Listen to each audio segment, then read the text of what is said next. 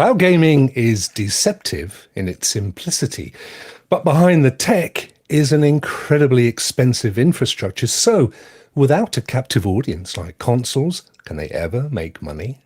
Let's discuss after this.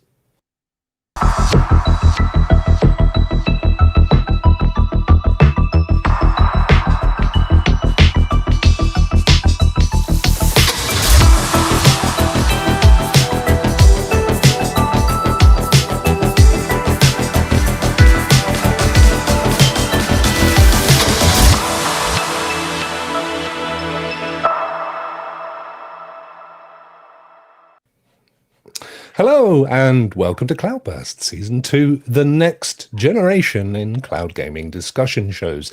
I'm Rokk, and if you are interested in cloud gaming and intelligent conversation, the show is right up your fluffy stuff. Each week we tackle just one big cloud gaming question, no holds barred and no platform left unturned.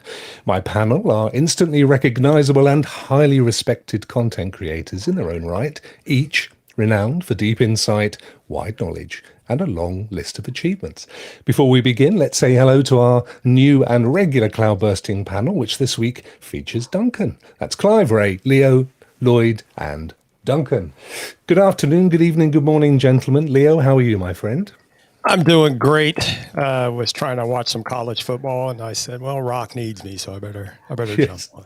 You were called to action. Thank you so much for giving up. That's a grand gesture. Yeah, it's the big game. It's called the game here. Oh dear. It's okay. We got plenty of time. Get it on the old TiVo. You know how it works. No. Okay, it's fair.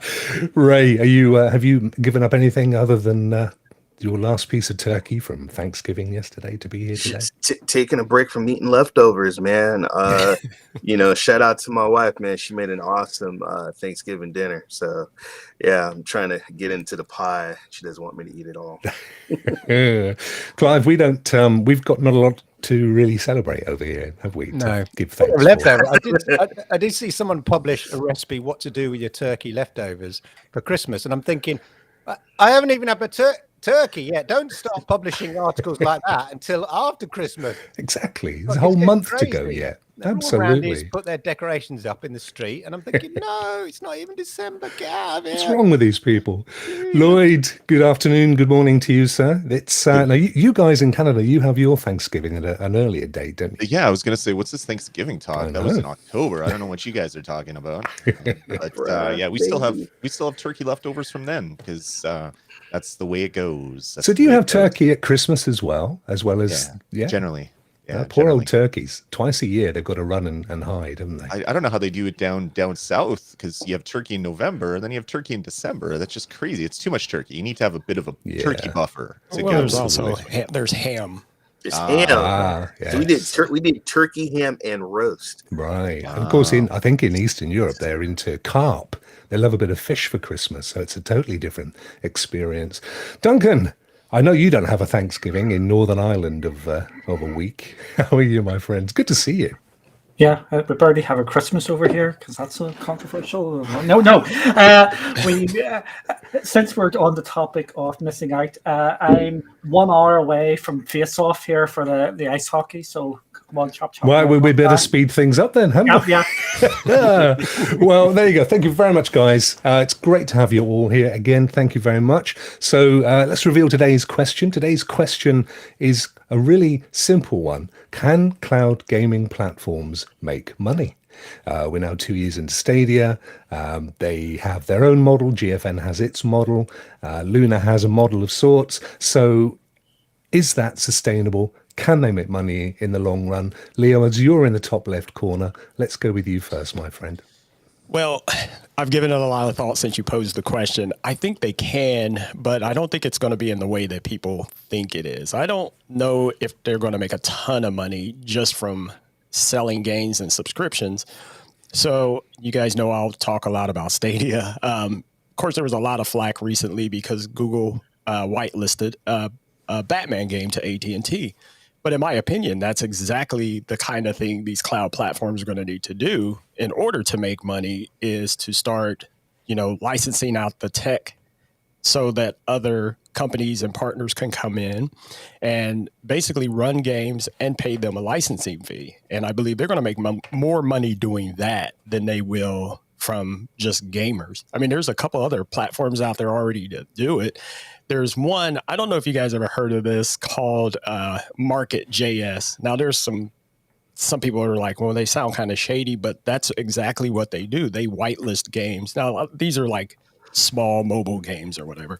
And they do all kinds of other software for companies and whatnot, but they've worked with a lot of big name companies. Like they did one of the Minions games, they did an Ice Age game. But the point being is it's this white listing or white labeling, whatever you want to call it. This is where they stand to make money through licensing.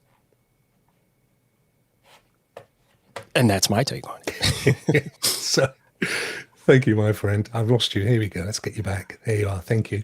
Ray, let's go to you for your take on the question. Hell yeah, they're gonna make some money, man. I'm already been doing the Friday, the Black Friday sales. I've already got a couple of games.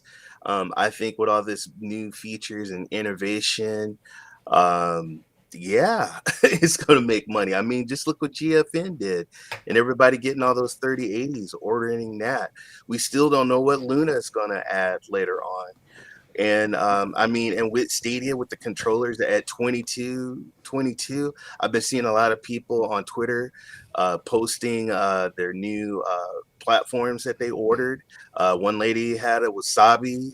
Yeah, I definitely think cloud gaming is going to make some money because it's the future. And with it, and as you advance and more features, it's going to cost. So yeah, they're going to want to make money off it. And that's my take. Thank you. And Clive, what are your thoughts on the topic? Well, they're not in it for the love, basically. So the question, the answer is yes, they are going to make money, but it's gonna be a while. They'll start making money when we become dependent on it, like everything in life. You don't. It's like there's so much tech and things like Netflix or whatever, things like that you become dependent on. Now, it takes a while to get to that stage, but once you're dependent on it, it's a hard decision to let it go.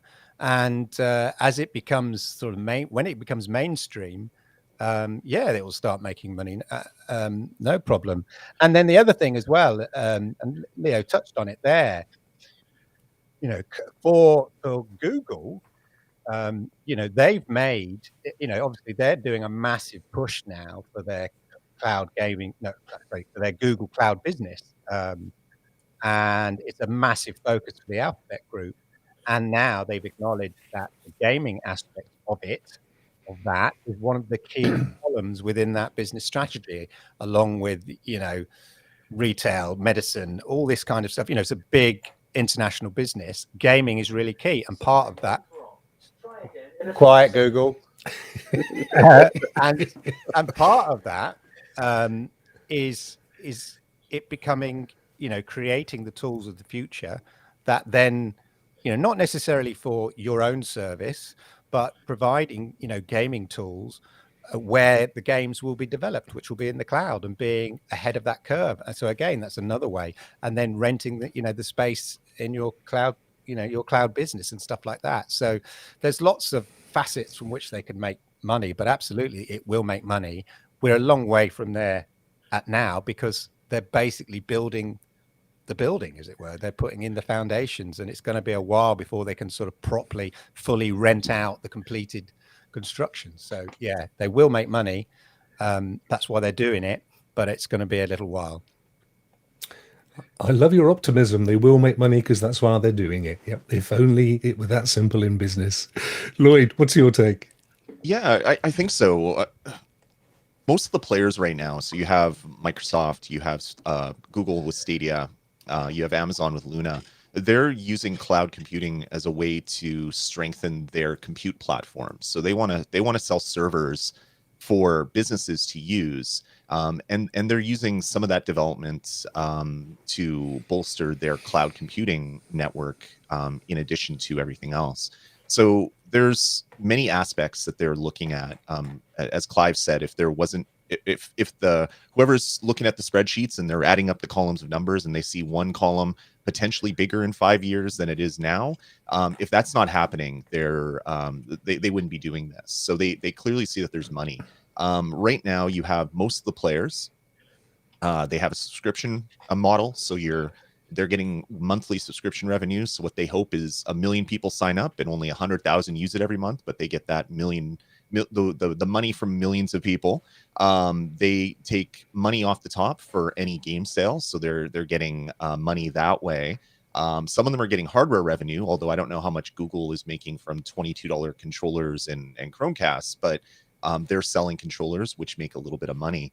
The one player in this industry that I don't understand how they're making money is GeForce Now. I love their product. I love the 3080 tier, but they're not selling games. Maybe that is somewhere where they're going to push into in the future. They could have if you buy through this store, they get a chunk of money, similar to streamers with their like Epic creator codes and their Call of Duty creator codes. So they get a percentage of that revenue off the top.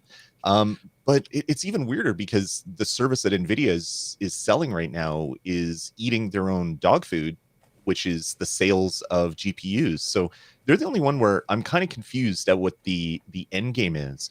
But for everybody else in the industry right now, they want to bolster their cloud compute platform. They want to sell big cloud servers to large companies and make monthly revenue that is guaranteed, and then they can push out into more of the consumer end user kind of gaming stuff. So it's different than normal hardware, the hardware business, which is sell a $500 console and then hope that people come. They're attacking it by or they're attacking the money problem at a whole bunch of different points and hoping that everything comes together. And yeah, the accountants are happy at the end of the day, I guess. So yeah, most probably are almost. One of them, I have no clue what their end game is. Thank you, Lloyd. And Duncan, your take on the whole monetization question. It's a business. There you are. It's basically what Clive was saying. They're in it to make money, and each of them are going in their different ways. With Lloyd's point with GFN, I think GFN is just out there by themselves is the complete another correct answer. I think they're just looking to push their GPUs down the line and get people hooked into their NVIDIA is the best sort of carry on. But yeah, ultimately it is all about making money for these, and some of them are long term, some of them are short term. Some people are making it clear that they're going white labeling. In the case of Google, they are definitely going the white labeling market. With the other two, with Amazon, I think Amazon's probably going to be more of a white label one, but Microsoft are just knocking it out in the park with Game Pass, and you can see what they're going. They are going content. Come subscribe to us and get all your games. So out from all of them, I can see Microsoft making money first just because of Game Pass, because that is just all round up. And just remember, there's just lots of other wee places where people can make money through cloud gaming, and that is like in the case of Stadia, the people who bring the ports to Stadia, they're making money off cloud gaming. So it isn't just the big players who make money; it's some of the little players as well. So there's just lots of facets where all this can actually bring us. So there we go. There's my opening salvo, because everybody else has basically hammered home the points there. It's always the downside of going last, sadly. Thank you very much, gentlemen. So the big take is that because they're all in business, that they will ultimately make money. There are, of course, a multitude of different business models at play here. So arguably, some are going to be more successful than others. Ray, I know you had a point that you wanted to raise. Just remember this, guys, this acronym, ROI, return on investments. You have to understand people are coming up with these ideas and people are investing money. It's about return on investments. So yeah, they're not, I mean, Clive is absolutely right. I mean, and they're gonna push the features, they're gonna push the games, they're gonna push everything for these platforms for people to spend and buy and make money. So of all the platforms that are currently out there right now, subscription, game sale, hardware sale, Lloyd, which one do you think has the most potential to make it big? I think Microsoft right now is doing they're filtering everybody into give us money every month. They don't care about hardware sales as much. They don't care about game sales as much. They want every Xbox Live gamer to give them $15 every month, and they will give them games. And clearly, they've built out their forecast for a number of years because they're buying studios and not selling games, or selling some games. But most people on Xbox aren't going to be buying Halo. They're going to be playing the free-to-play Halo or getting Game Pass to play the campaign. Other games are multi-platform, so they're going to get some revenue from like the PlayStations and things like that.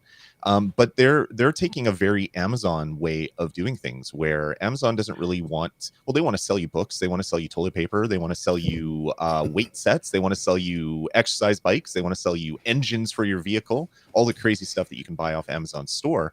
But they also want every single person in the world to be a Prime member because that is guaranteed revenue for them. So I really think that's the Microsoft mentality right now is we want to make our platform so invaluable to people and so attractive to people that so many people that don't even want to play every day will be giving us their $15 a month. And instead of buying 1 or 2 AAA games a year, they're going to sign up for Game Pass for the entire year. And Microsoft is going to laugh all the way to the bank because that's just easy cash in their bank account with very little server usage that they have to pay for. So I think Microsoft is probably already making money on cloud gaming because it's all part of the same thing. They're not separating it out into its own product the way say Sony is. Sony really does treat PlayStation now as its own thing, not part of the PlayStation. You don't just pay one price and get access to it. So I'd be surprised if Microsoft wasn't already in the black for what they've done with Game Pass, and xCloud is part of that cost to them. I'd say for Microsoft, or certainly for Xbox, I mean, clearly what they're doing is transitioning their customers to the model that they see as the future model of gaming. And so they have the advantage. So it's a bit like Netflix going, okay, we're not going to post out DVDs in the post. We're going to start making, stuff available to you, and we want you to subscribe. And so it's moving people from consuming the same entertainment, the same sort of stuff, but just moving it to a new format. And I think they have obviously they've got like 20 years brand recognition and sort of loyalty. So it's easy. I think it's easier for them. I say easier. They've still got to invest a hell of a lot of money to do it, but it's easier for them only because they've got the brand recognition, and it's about moving customers there. B, they also happen to have Azure, so they've got a sort of cloud infrastructure to do that. So I think they know where gaming is going, and so they've just been turning the ocean liner slowly in that direction. Whereas for some others, if you say Google is starting from scratch and entering the market from scratch and going, okay, we're new to this, but we can be pioneers because we don't have any heritage in terms of machines and stuff like that, the boxes that people have to buy. So we can maybe have a slightly fresher approach. Whereas I think Microsoft is saying, okay, how can we just move people across in the same way Netflix, and as Lloyd says, so that people become, because that Netflix model is a popular model for consuming entertainment, where people go, what, I don't want to own anything. Here, take my $10 a month or whatever it is, so that I can just have the choice of all these films and TV shows and everything. And people and as the next generation come up, are just used to that. Same with music, and that's the way the game's going to go. It's going to all you can eat sort of buffet. Instead of Netflix and chill, it'll be gaming and chill. Yeah, exactly. Leo, on the basis of what Clive, Lloyd, and I'm guessing Duncan as well are saying, which is that Microsoft are leading the pack because they're building in a massive library of games, where does that put Stadia? Well, first of all, we talked about this last week. It's genius of Microsoft because they already have that pool of gamers. The people are already there. Like I said, Xbox is literally nomenclature for gaming. Yeah, where that puts Stadia is basically coming up from behind. Like Clive said, they had to start from scratch. They had to start from square one because they weren't a gaming company. So they said, well, let's go ahead and jump into this. But I think they can do it because I think there's one part of this equation of making money that we also have to remember is infrastructure. So Google already has, these giant server farms or whatever, blades everywhere. Microsoft, we know because they made a huge deal out of it. They had to add blades. But so as far as making money, not only are we talking about games and subscriptions, what does it cost them to actually run these clouds? So that's a part of the equation we had to consider too. And I don't know how you find that information because Google, they won't even release numbers about number of gamers right now. So we have to consider, well, are you making money if you're spending more money on running the service? Well, we know how much. So the cloud business, so Google lost $15 billion in the last 3 years. Now, to put that in context, started. But that's good. So in their books, that's a good result. So that sort of puts in context, what they're doing. So in the last quarter, I think they made $4.9 billion. They're still at a loss, but it was an improvement on the last quarter. And so in their forecasts and accounts, this is good. But this is the level of investment that you need for, just to build out your cloud, not talking cloud gaming here, but your cloud business. That's the level of investment. And in terms of Microsoft saying we think they were making a profit, don't forget, they just sent $10.8 billion on a studio. So, are they making profit? No, but are they potentially not? But are they investing in the future? Yeah, because they'll make that money back over the projected time. So people are making big investments here, and they have to do it. So Netflix, as I say, we go back to that. They're constantly in debt, but their value is very high. And the reason they're constantly in debt is because they've got to keep acquiring new content or investing in original content and to sustain and grow, because people expect to see growth, to grow that subscriber base. So it's a high investment business. Entertainment generally is, but if you're building out a new platform, investing in content for that platform, it's investing in the infrastructure of that platform. It's a high investment business that you're probably not going to see any money back for 5 to 10 years. But in those 5 to 10 years, it becomes the norm. Everybody's using it. Duncan? This is the same Xbox who have just been reporting $4 billion a quarter in profits. They're not making any money in gaming at all. Just going back to the infrastructure point, it doesn't matter if you've got the best service, you've got the best bells and whistles if you don't have the games, and it will always come back to the games on Stadia, and Stadia are not bringing the games. You may disagree with me, you may not, but the big hitters are not there. And even the big hitters, which are there in FIFA, you see it every single day. I cannot play FIFA on Stadia because the user base isn't there, because there's no one to play about.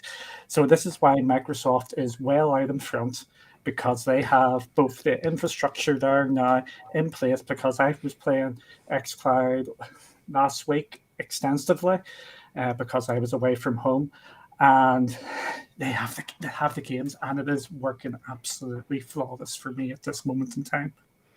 So the question again is, can cloud gaming make money? We know Xbox is making money. They've been at it for some time, as of obviously Sony, and to a degree GeForce, or Nvidia, albeit via other income streams. So the question remains, will Xbox make enough money from xCloud to continue it forward as a service over time? Absolutely, because they're making a cloud-only game. They're making the cloud-only games out So there. that's an investment. That isn't necessarily them demonstrating they're making a profit. Yeah, Xbox made a profit. Yeah, of course they made a profit because they reported a 232% increase in overall gaming hardware revenue. They're selling boxes on one side. That's not just. I'm not saying Xbox aren't making any money. What I'm saying is they have to invest in the cloud, and that's what they're doing. And they will. Even if you go back, and they will make money from that, of course. Before even the Series X was even out, they were making billions. Yeah, they will. Of course, they will make money. They've been making billions for hardware. You were making out.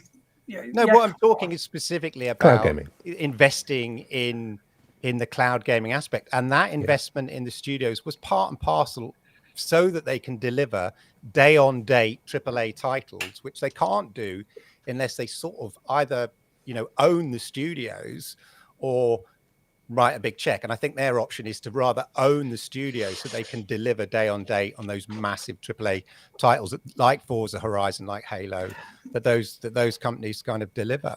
No, they're doing the twofold approach. They're also buying they're buying second-party games as well. We've seen that with the makers of it just went out from my head now. Just Cause. They're doing it with. Yeah, they will do that, but they'll. For them, it's about buying. It's to buy the studio so that they have more control over that. No, they're doing the twofold approach now. They're not just buying the studios; they're buying the second party games as well. I'm not denying that. Lloyd, you were going to have something to say. Yeah, I was just one thing I wanted to touch on is you don't have to be the biggest player in the market to make money. You don't I go see my buddy who owns a garage down the street. He's the best mechanic I've ever used. He doesn't have 100 locations across Canada and lives in a mansion. But you can still do good business. And to say Stadia is doomed to make money because they don't have the latest and greatest misses that most of the gaming market doesn't play the latest and greatest. AAA games aren't played by the vast majority of gamers.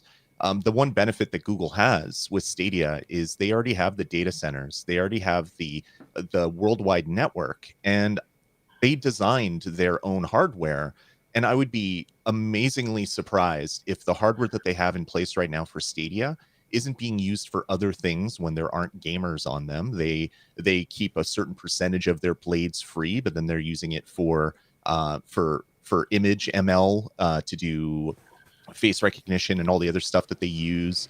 And that's the benefit that they have. And it's even a bigger benefit when they go to whatever the next generation of Stadia hardware is, because they can take that old hardware, keep it for their white labels that aren't pushing the big AAA games, keep it for Google search, keep it for cloud computes where you could buy X number of milliseconds of compute time. And that hardware is still going to continue to pay for itself. And then the newer hardware will be used for the bigger and better games and things like that. So there's many ways to make money, and it doesn't have to be I'm the biggest player in the market, so clearly I'm the only one making money, because we know that doesn't always work. There's a lot of businesses like I'm trying to think of one off the top of my head and I can't, but they talk about how they're the biggest in the industry, but they lose hundreds and hundreds of millions of dollars a year, but their shareholders are happy because they get a dividend, so that's okay. So I think every player in the market has a place to go and a place to make money, but you're just not going to make the most money potentially, but that still doesn't mean that you're not making a profit. Right. Did you call my name? I did indeed. Oh, thank you, Rokk. You got to understand also, man, there's a lot of old fart gamers out there. I'm not playing Battlefield right now, and I'm not playing NBA 2K22 right now. I want to get in and get out. I want to play a game that I don't need to download, that I can quickly play, I can take on the go. So you got to also understand that there's different strokes for different folks. There's different gamers. My son, he would love Duncan. He loves the games that Duncan talks about, and he loves the games that Duncan reviews and stuff. Myself, I'm playing Rain. You know what I was playing this morning? I was playing Rayman, laughing and having a blast. So I was playing Dark Side Detective Duncan plays Rayman 30 minutes ago. So that's not a big AAA game by any stretch either. Yeah, so, see, I get this reputation that all I play is AAA games, and I'm going to don't understand it, but because Slay the Tower. Slay the Spire. Spire, yeah, that's Yes, Slay the Spire. I've probably got a more out there gaming Eclectic. taste, yes, than people realize. The games I play are just absolutely wild all over But the show. but my I've had- only issue, sorry, Duncan, but you have a lot of people out there that always claim just because you don't have Battlefield, you are doomed. If you don't have this game, you are doomed. They've been saying, yeah, thank you. They've been saying that about Stadia since day one about the games that they didn't have. So we know that there are different gaming audiences, and we know that businesses can make huge amounts of money being niche. But what's interesting, sticking with Stadia just for a couple more minutes, because as you know, this is very much a platform neutral show.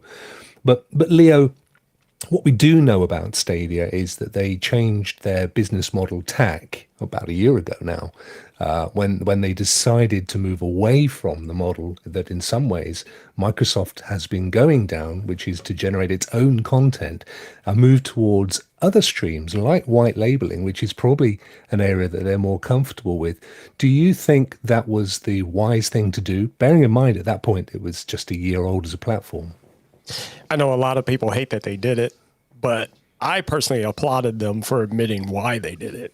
Making games is hard. It's a lot harder than they thought. And so because I think if they had to continue down that track, they probably wouldn't be where they are right now. And I think they saw that. They were trying to make sure they got in and got on, got games out to people. And they quickly figured out, no, we can't develop enough games in-house to make this worth anyone's while. And if we do, it's going to be maybe 4 or 5 more years. So, I mean, you could look at it both ways. I could see on the one side, yeah, they should develop their own games.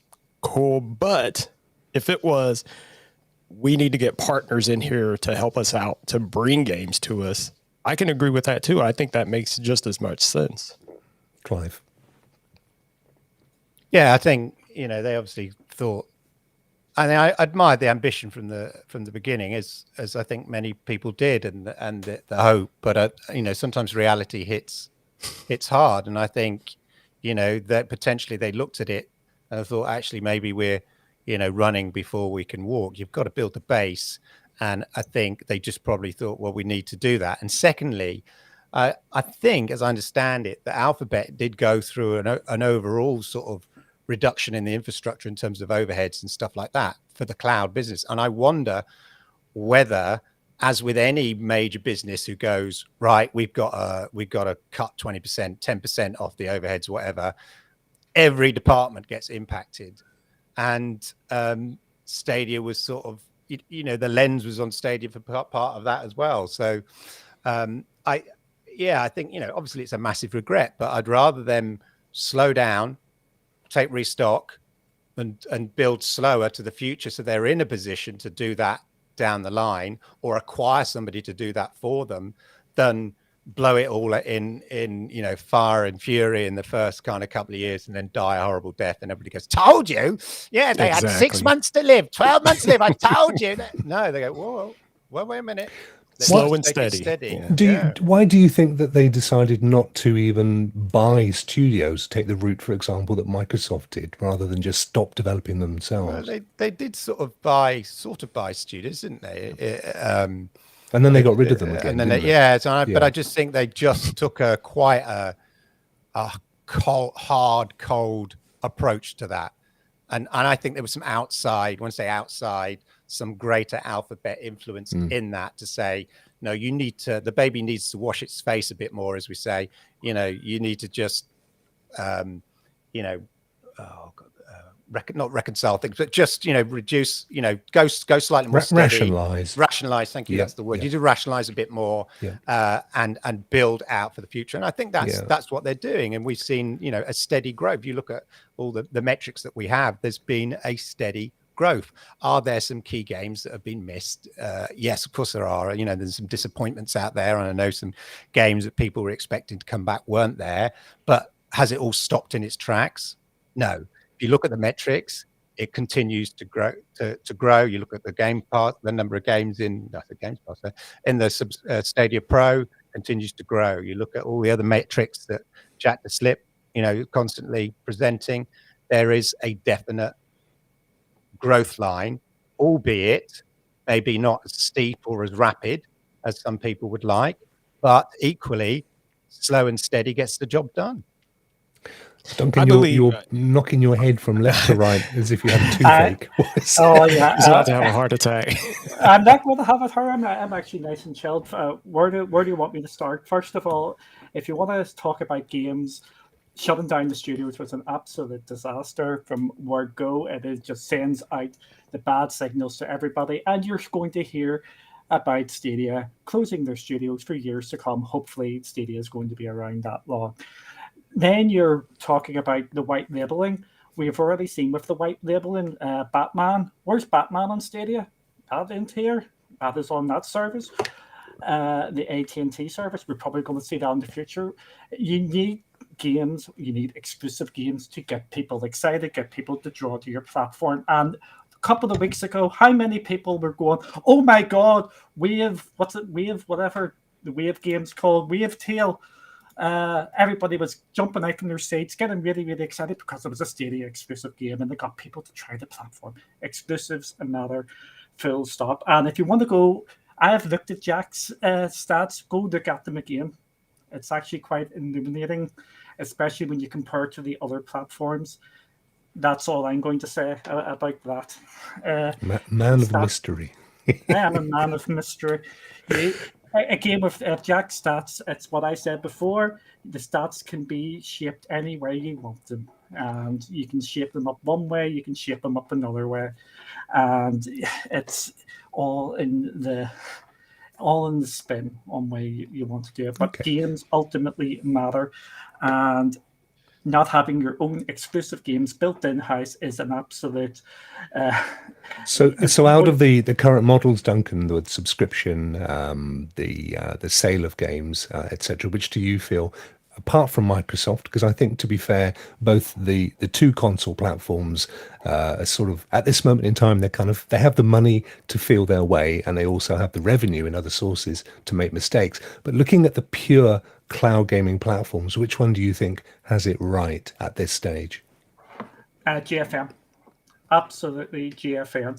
They are playing to the PC audience, absolutely to the treat. You go through the top 100 games on on Steam. The vast majority of them are on GFN. They are doing things I don't like. We can talk about the frame rate things, which I have talked about before. I don't think that is nice what they're doing with that. And hopefully they're going to get that all sorted. But GFN know what their market is, and they are hammering that home. Leo, same question. I guess we're talking GeForce, we're talking Luna and Stadia primarily. Out of those three, which one do you think is the one that maybe has the longest potential? My heart says Stadia. But we have to wait and see what's actually going to come from Luna, because we still don't know what Amazon's going to do here. So it's kind of hard to say, in my opinion. I mean, we can go by what we historically think will happen, but we still got to wait and see what Amazon's going to do with Luna. And I was just going to touch on something real quick, too. Yeah, sure, please. The exclusive title comment always comes up. And I had asked this question on our show before. And again, I think this is kind of a, how can I put it, generational gamer difference. Because I've asked this question before, because me personally, I've never bought a console or a service based on an exclusive title. I buy games. I'll look at a system and say, wow, look, that looks great. There are these games. But I know people do. I know people do it all the time. And it's interesting to me that people will say, well, it's not going to work because they don't have these exclusive titles, or I won't buy that because they don't have this exclusive title. But I know it happens, and it's just interesting to me. So I don't know if that's a make or break thing. Ray, what are your thoughts in terms of the who do you feel has the Duncan was saying something. I was trying to give you some airtime, my friend. I did. You cool, Duncan? Well, see, First of all, with the You're original, too polite for a show like this. We've got For the- we need to get you a mass mute button so that you just go, no, I'm talking. I mean, the original question was, does these platforms make money? I have all these platforms, and I really, I'm also a PC player, and I love GFN. I think, I mean, if you ever look at the list, and I mean, look at the list, you go to their blog, they have a list of their games. It's freaking amazing.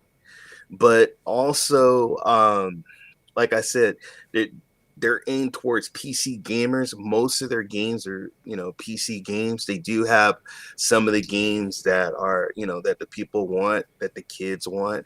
And I think they're doing a hell of a job. I think they got a great future to go to 3080 and all those features and everything. But I'm still, Stadia. I still, that's my number one platform that I play a lot on because it's easier for me to just get in and play. And plus, give it up to them, man. The advertising that they've been doing, if you've been on YouTube, click and play. You want to play, what's the game with the chick? Control. You want to click and play Control? You can play Control. With You want the to click and chick. play? I mean, they got. I think it was a duck in Yeah, I Raymond. thought we were in talking Rayman, cocky it turned into a duck. I'm thinking, which one's got a Okay, chick They're in all it? the females who might have been watching.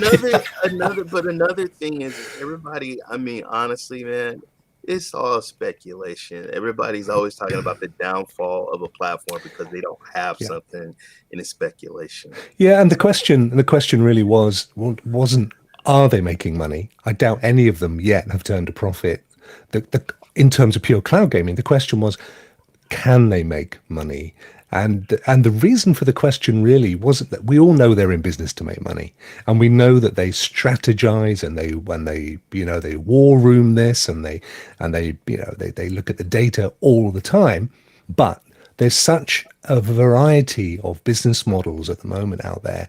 My question really is, can those different models sustain each of those services? Are we likely to see some fall by the wayside? And out of the ones that are currently vying for our hard-earned money, which has the model right or nearly right? Lloyd. Well, they're all sort Or Clive. Go ahead, Clive. Well, no, so we, they predict, or people, people are paid more than we are, to predict what the market size will be. And obviously, as I say, they are all scrambling for a piece of that pie, and there's enough of the pie to go around, put it that way. Otherwise, you just say, oh, with Netflix is far outweighs. What's the point? What's the point of Hulu? What's the point of, in England, in the UK, what's the point of BritBox? And iPlayer. What's the point is Paramount and Peacock. Yeah. So you serve in different people's markets. So there's different, as you say, different people, will use different services.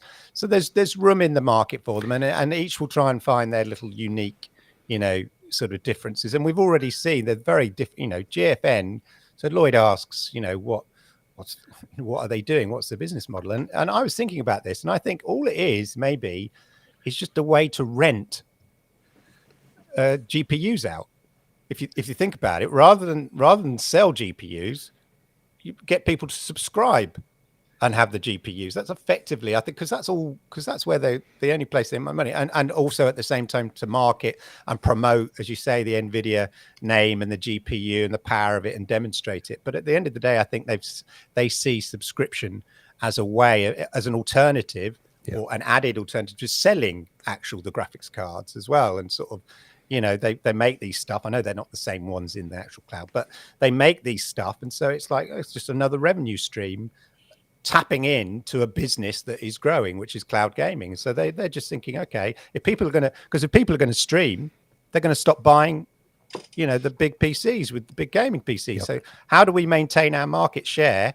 We diversify. So I think that's perhaps what NVIDIA's doing. And, as Duncan touched on, this great for PC nerds out there. They love it, the PC master race, who want to stream, those that aren't, precious about their machines. So, and, it serves a very specific and large market and does a very good job at it. So, of course, yeah, where the whole models. sort of comparison with video and TV streaming falls down is that each of those services has its own unique content. You go to Disney, you get Disney's content. You go to Netflix, you get Netflix's content. And what we're talking about here, of course, is they're all trying to offer you very similar games or the similar titles. And if you one of the things Microsoft's doing is, of course, it's buying that content. So you can see a future of Microsoft where you can only go to Microsoft to play Bethesda games, for example. But none of the others, Luna and Stadia or GeForce, currently have that differentiation. Is that something that is going to trip them up in the future, Lloyd? Well, I think so, and I think a lot of that will come as the industry grows. More people are playing it. There's going to be that money that you can then say, okay, Bethesda, bad example because Microsoft owns them, but let's pretend this is a different world. This is Earth 2, where Bethesda wasn't the parallel universe. Right. So here, Bethesda, here's $100 million. We want to buy exclusivity for streaming for 6 months for game X. And I think a lot of those titles, a lot of those types of deals will happen in the future for the big titles. The problem that I have with a lot of mentality out there right now is you have to be the best. So Microsoft is the best because they're the biggest, and no one else competes. Meanwhile, Nintendo's over here doing their own thing. They don't get the Call of Duty Vanguards. They don't get the new Battlefields. They don't get a lot of the big AAA games. Clearly, it's not doomed for them. They make their own content, sure, but they've also been around for 120 years, making playing cards and then making video games. It's like saying Apple shouldn't have games on their store because they don't get Call of Duty Vanguard. They don't get all the big AAA games. Well, it's a different platform. You can exist and make money, but you don't have to be the number one. And when people stop having these my side of the fence is better than your side of the fence arguments online, the whole industry is going to be better. Like arguing about what services don't have is a fool's errand, because you're just going to be blue in the face and everyone's going to mute you on Twitter. Yeah, a lot of the arguments that are going on are they're ridiculous. Stadia is good for what they are now. Luna's good for what they are now for people in the US. GeForce Now is a great way to get the NVIDIA name out there and sell more GPUs down the road. Everybody has their own place in the market, but saying, well, clearly a Stadia user is dumb because they don't have the AAA games is just ridiculous, because that's not the way the world works. Back to the whole, my buddy's mechanic auto shop down the road, like, should he just close his doors because he's not a Mr. Lube that has 500 locations across North America? Like, come on. I don't know that we have Mr. Lube over here. We can't. That's a whole other website. Can I go back to the point I made at the very, very beginning, which I think maybe has skipped over us, because I wasn't talking about the big winners or the small people out there. What was the one thing I mentioned at the start? Cloud gaming is opening this up for everybody, and the porting studios are making money, and the porting studios have brought the games to Stadia. There is lots of opportunities to make money. We were talking about, there is obviously Microsoft, Amazon, and Google are all going to be the big winners in cloud gaming going forward, no matter what, because they have the infrastructure, along with Tencent, which we don't really talk about because they haven't really came over into the Western markets as yet. They are all going to make money. Will that be in the form of xCloud, Stadia, and Luna? Who knows? But they are going to make an absolute killing down the line. I think we could all probably agree on that. That's great. Okay, as we approach the final 5 minutes, gentlemen, I'm just going to run around each one of you, give you all a couple of minutes to give your final thoughts. If you don't have any, that's fine. But if we start with you, Leo. My final thought is always the same. I believe especially the way Lloyd put it, it's all cloud gaming. I personally don't really subscribe to the who's better, who's best. I'm just excited about the entire thing, regardless of who it is, whether it's Microsoft with Xbox, xCloud, whatever you want to call it, Amazon with Luna, Stadia, GeForce, because I personally just believe that the cloud is the future of all gaming. And I personally just want to see it all continue to grow. I don't care if Stadia doesn't get AAA titles. Personally, I'm still going to play there. I honestly don't care what games are over on Luna. If I like something I see over on Luna, guess what? I'm going to go play there. And I think that's the most important point is with the cloud, with all of these services, you can just go there. You don't have to buy some box. You don't have to buy something exclusive. You can just pay the subscription fee and go there. And sorry, Leo. Oh, go ahead. No, go on, please. No, I was just going to say one other thing about Netflix. Did you guys know you can still get them to deliver DVDs to you? Not in the UK, you can't. I learned this just a couple of months ago, and it was by accident. I'm like, you're right down the freeway. Right down the freeway. So, Leo, your preferred model as a consumer is a buffet. It's you pay a fee to enter the restaurant, and you can eat whatever you want. But right now, that's only Luna that are offering that model, isn't it? Stadia has the Pro model where but you've still got to buy games in the main if you don't have a Pro model. So your feeling is that Luna has the model. You can play free games on Stadia. You can play a couple of free games. Yeah. But in the main, you've got to pay the Pro subscription to get access to the Pro games. Luna's the only service where you pay and play. Duncan, you disagree? You forgot about the big one, xCloud. That's the subscription. Yeah, and xCloud. That's true. Yeah, and PS Now, of course, as well. So yeah, what else have the Romans ever done for us? If we look at, like I said, like Clive brought up the Netflix. Yeah, we all talk about getting rid of cable. Well, then what happens next? Well, then you get Netflix. Well, then you get Hulu, and then you get Apple TV Plus, and then so the point being is, you have all of these choices. They're all there, and the point of entry is what? How much are you willing to spend every month? So market elasticity. Ray, your final thoughts? I play all these cloud gaming platforms. I have all these subscriptions. I am rooting for cloud gaming. I was excited about what GFN did. I'm excited about what Stadia is doing. The future, it looks very, very bright for cloud gaming, and I'm rooting for all of them because at the end of the day, we're all winners. Whatever platform you can play, whatever game you pick it up, and if you don't like the platform, you don't have to play it. You got others to play. So I'm excited with all this dude, all this tech, all this innovating, all this stuff. I'm just mad because I'm old. Where was this when I was young? Where was this when I was young? I'm with you. It's all coming out now, and I'm old, and I can't play in my hands. I can't keep up with the gamers. But anyway. And you've lost the use of your lower half as well, which is a shame. Exactly. Hey, Duncan, your final thoughts. Duncan. I'll help if I unmuted myself. Yeah, okay. But I guess a lot of people here and in the chat wish I was muted the whole time. But anyway, with that, cloud gaming is not going anywhere. Cloud gaming will make a profit. Microsoft, Google, Amazon, Tencent will all be the big players there, and they will definitely make money in the long term on it because this is where it's going, and you can see that now with some of the stuff that's just came out about PlayStation or the new stuff there. I'm just excited to see where things go, and the more players in the market means more competition, which ultimately means more or better stuff for us down the line. So competition is great for us consumers, and let's hope more come out there and let them all fight for our money. Well said. Thank you. And Lloyd, your final thoughts? Yeah, Leo kind of just said exactly what I was planning on saying. The benefit of cloud is you're not buying a $500 console to stick under your TV, and then you have to have that. Well, my side's clearly better than your side because I spent $500 and I want my side to win.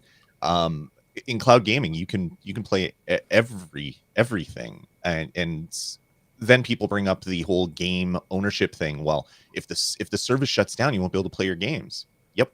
And that's the way it is when we deal with digital media. If you don't like that, go back to these guys over here. Go buy your NES and Super NES and N64 cartridges, and you own that game. People say you own a license to it. Yep. But I have the physical cartridge that I can plug into any console that I want to play. When we get to digital things, ownership becomes you're buying a license to play that thing. So as long as Google servers are up, I'm going to keep playing the games I have on it. I'm going to keep buying new games. I'm going to be doing the same with GeForce Now. I think I have xCloud for the next 17 years or whatever, based on all the sales I've been picking up. Like it's ridiculous, and you don't have to choose one platform anymore, which is amazing. All morning, my daughter's been playing Stadia. She's been playing Rayman. She's been playing a bunch of other games on Stadia. She doesn't play any other console except for her Switch. And for her, if it's not on Switch, she plays it on her Chromebook through Stadia. If there's a game that she can't play because of that, well, she lives with it and plays other things. And there's a lot of consumers out there. They're not the ones that demand the big AAA games, because those people will probably have an Xbox or a PS5 already. So those people are already accounted for. For cloud gaming, the lack of an initial large buy-in is such a benefit, and the market is only going to expand once people's internet starts to get better and better across the world. Brilliant, thank you. Clive, last but not least, saving the best till last, of course. But Lloyd hit on it there, and so did Leo and Ray a bit, and Duncan. You know, the entry level is not 500 quid, so it's not a 500 quid choice for your platform. It's a monthly subscription choice, and the same with, you know, we all sit there with, you know, Amazon and Netflix and Disney Plus or whatever, and you just go to where you want to watch, you know, consume that particular piece of entertainment. You know, last night I was watching Disney Plus. I was watching the Beatles thing on Disney Plus. Oh, me too. Fantastic. You know, day before I was watching the latest wacky Korean drama on Netflix, you know, and I go where you know, stuff that's interested, but I have one dominant platform with all those things that I tend to stick with. So now, for instance, Stadia serves all my needs, but you know what? The other thing is about ease of access. Now Xbox xCloud has become easier to access with its xCloud Direct through the console and its xCloud app on the PC. I sometimes now, and it works, I now dip into xCloud now and then. I never think of ever downloading a game because it's about ease of access, and that's the difference. That's the mindset, I think, which is really difficult for people to get out of. This idea that you've invested 500 quid on a box and therefore it's do or die. And in that world, you know, it was dog eat dog. There was probably only capacity for 2 to 3 consoles at any one time. And the distinctions had to be much more dominant. You had to have that exclusive stuff and stuff like that. Whereas now, choice is available because the price of entry is so much lower, and it's a different mindset. And I've seen arguments and conversations before about this, and I just think some people are stuck in the old world. It's a different world now. You just go, you play on what you want. As long as it's easy to access, it's the entry level is really low, and that's the beauty of it. Awesome. So yeah, all good. Thank you very much. So the answer to the question really then is it doesn't matter, because cloud will be here for some time. It's the winner, which is exactly what we all feel. So very, very quickly, let's run around. Leo, what are you up to this week? Oh, what am I up to this week? Actually, like I said, today I got to go finish watching a football game, and my family and they lost, by the way. No, there's no play. my family and I, we're actually doing Thanksgiving today, but that's because my wife's a nurse, and so she worked on Thanksgiving Day, so we do it today, which is fine and all. And then other than that, working on new things coming up for the show. I have stuff coming up that I can't really talk about yet, but it's coming. So that's pretty much much it. Well, look forward to that. That sounds really good. Ray, of course, your wife's also a nurse, isn't she? So that's two angels. Oh, you're muted, my friend. He's mad. Look at that. He's talking to the wind. Yes, my wife's been a nurse for 28 years. Bless her. Mine too, about that much. Yeah. I'm gonna try and Netflix and chill later tonight. So hopefully she blesses me. And as far as that, I'm taking it easy tonight. Tomorrow, I'll be back Monday to do some streaming. who knows? I'm thinking I'm checking out Rayman. I might do I'm doing some GFN streaming, and I heard Mortal Shell is on Luna, so I might try that. I heard it's hard, so I'll try that. Yeah, it's on. I think it's also on one of the other Xbox, platforms, xCloud. Yeah, yeah, xCloud. yeah. That's cool. Thank you, Clive. Yeah, I'll be watching the last chapter of the Beatles thing it's on superb. Disney Plus. Yeah, Superb. and yeah, a bit of FIFA, and I've been playing a lot of FIFA with my son. We play a lot together, and Rayman, which I played for the first time on the big TV rather than on the PC, and absolutely, it looks so beautiful. It's such a great game. Yeah, and then of course I'll be back on Monday night, 10 p.m. UK time with the Stadia Monday Night Chat. Fantastic. Thank you, Lloyd. Yeah, you can check out nerdnest.tv for all of our YouTube stuff that we put up there. Nintendo Pulse over at res.tv, rezd.tv, and I will be continuing to watch Wheel of Time on Amazon Prime. So I really don't care if Amazon Luna makes a lot of money, but as long as they make enough to fund more seasons of Wheel of Time, I'll be happy, because that series is pretty darn awesome. I'm going to check that out. I've seen it advertised. I haven't got around to it yet, but it does look good. Great stuff. And last but not least, saving the best till last, Duncan. Yeah, that's He right. got upset the last time, so I had to get him in there. I like you all talking about exclusives. No, we're not going down there. Tomorrow we are doing the Cloud Gaming Awards nomination special, so go check that out. There is about 20 categories, thanks to people who have been part of the voting panel. A couple of these are on here, and you will see the results. There are some actual shocks which actually got voted through. This is not done by me. I have no say in this, so really, really exciting. So there's 20 categories. Tomorrow, 8 o'clock UK time, which is 3 o'clock Eastern, noon Pacific, and we will get that going. And I think it's going to be good again. We've that's great. Some stuff. Very excited about that. Thank you, Duncan. I will be back on Tuesday this coming week with a whole brand new edition of Rokk Reveal. So come and see us. Come and see the original gang. We may even have a guest, and we'll be reviewing cloud gaming news with no specific platform in mind, just for a change. And hope you've enjoyed the show. This has been a really good one. I will not be here next week, but Duncan will be, and someone else will be hosting. I've got family duties to take care of. But thank you, everybody in the chat, for turning up today with your amazing comments as ever. Also, your donations and your memberships. They're always very greatly received. As I've said, we will be back next Saturday. Not me, but we'll have another great question, and have a fantastic cloud gaming week, whichever platform is your platform of choice. Take care.